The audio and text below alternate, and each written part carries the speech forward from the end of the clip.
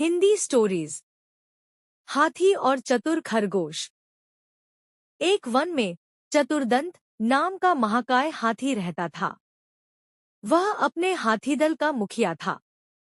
बरसों तक सूखा पड़ने के कारण वहां की सब झीलें, तलैयाएं, तालाब सूख गए और वृक्ष मुरझा गए।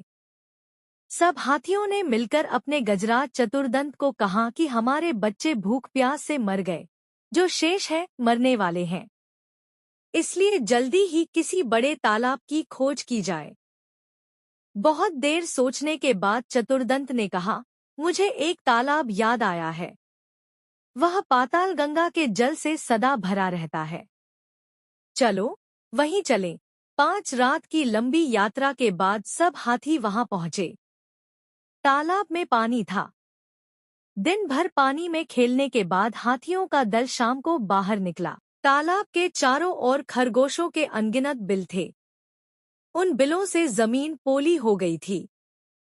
हाथियों के पैरों से वे सब बिल टूट फूट गए। बहुत से खरगोश भी हाथियों के पैरों से कुचले गए।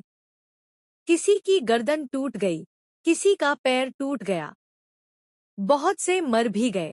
हाथियों के वापस चले जाने के बाद उन बिलों में रहने वाले क्षतविक्षत लहूलुहान खरगोशों ने मिलकर एक बैठक की।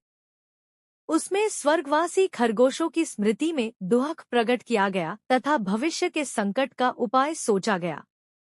उन्होंने सोचा, आसपास अन्यत्र कहीं जल न होने के कारण ये हाथी अब हर रोज इसी तालाब में आया करेंगे और उनके बिलों को अपने पैरों से रौंदा करेंगे। इस प्रकार 2-4 दिनों में ही सब खरगोशों का वंशनाश हो जाएगा। हाथी का स्पर्श ही इतना भयंकर है जितना सांप का सूंघना, राजा का हंसना और मानिनी का मान। इस संकट से बचाने का उपाय सोचते सोचते एक ने सुझाव रखा, हमें अब इस स्थान को छोड़कर अन्य देश में चले जाना चाहिए। यह परित्याग ही सर्वश्रेष्ठ नीति है। एक का परित्याग परिवार के लिए, परिवार का गांव के लिए, गांव का शहर के लिए और संपूर्ण पृथ्वी का परित्याग अपनी रक्षा के लिए करना पड़े तो भी कर देना चाहिए। किंतु दूसरे खरगोशों ने कहा, हम तो अपने पिता पितामह की भूमि को न छोड़ेंगे। कुछ ने उपाय सुझाया कि खरगोशों की ओर से एक चतुर दूत हाथियों के दलपति के पास भेजा जाए। वह उससे यह कहे कि चंद्रमा में जो खरगोश बैठा है उसने हाथियों को इस तालाब में आने से मना किया है। संभव है चंद्रमा स्थित खरगोश की बात को वह मान जाए। बहुत विचार के बाद लंबकरण नाम के खरगोश को दूत बनाकर हाथियों के पास भेजा गया। लंबकरण भी तालाब के रास्ते में एक ऊंचे टीले पर बैठ गया और जब हाथियों का झुंड वहां आया तो वह बोला, यह तालाब चांद का अपना तालाब है, यह मत आया करो। गजराज, तू कौन है? लंबकरण, मैं चांद में रहने वाला खरगोश हूँ। भगवान चंद्र ने मुझे तुम्हारे पास यह कहने के लिए भेजा है कि इस तालाब में तुम मत आया करो।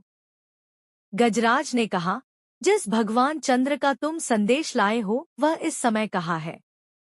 लंबकरण, इस समय वह तालाब में है। कल तुमने खरगोशों के बिलों का नाश कर दिया था। आज वे खरगोशों की विनती सुनकर यहाँ आए हैं। उन्हीं ने मुझे तुम्हारे पास भेजा है। गजराज, ऐसा ही है तो मुझे उनके दर्शन करा दो। मैं उन्हें प्रणाम करके वापस चला जाऊंगा। लंबकरण अकेले गजराज को लेकर तालाब के किनारे पर ले गया। तालाब में चांद की छाया पड़ रही थी। गजराज ने उसे ही चांद समझकर प्रणाम किया और लौट पड़ा। उस दिन के बाद कभी हाथियों का दल तालाब के किनारे नहीं आया।